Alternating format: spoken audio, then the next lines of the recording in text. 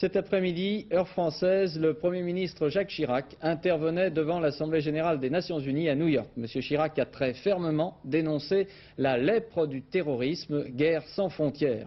Le chef du gouvernement français a également critiqué la complicité d'États qui ferment les yeux sur ces activités.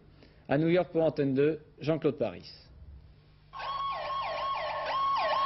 Jacques Chirac est arrivé à New York protégé par des mesures de sécurité renforcées, par exemple à bord d'une limousine blindée. Après un passage à son hôtel, il rejoint à pied les Nations Unies, escorté par un nombre impressionnant de gardes du corps. Le Premier ministre français a profité de cette tribune internationale pour dénoncer ce qu'il appelle la lèpre du terrorisme, refusant de confondre terrorisme et résistance, expliquant la vague de terrorisme par la persistance de certains conflits, mais y trouvant bien d'autres raisons. La montée de l'intolérance et du fanatisme, la complicité d'États qui acceptent de fermer les yeux sur les activités d'organisations terroristes ou n'hésitent pas à les utiliser à leur profit quand ils ne les encouragent pas.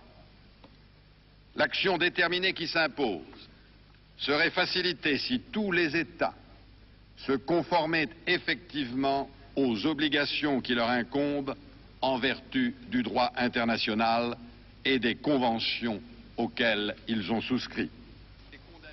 Jacques Chirac a donc rendu des États étrangers responsables du terrorisme, mais sans aller jusqu'à les nommer. Deuxième avertissement dans ce discours, la situation de la force internationale et des soldats français au sud Liban.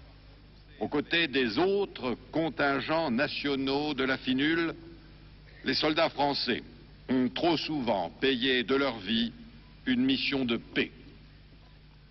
Mais la situation est devenue tout dernièrement intolérable.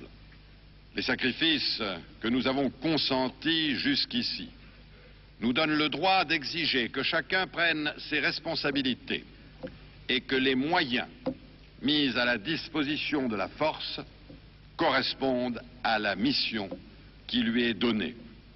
Dans son discours, Jacques Chirac n'a pas dit que la France allait quitter le sud Liban, mais il a bien dit qu'il n'était pas question que le contingent français reste dans la situation où il se trouvait. Le Premier ministre a voulu montrer que le Liban était le problème de tous, pas seulement de la France, mettant ainsi chacun devant ses responsabilités et prenant date pour l'avenir.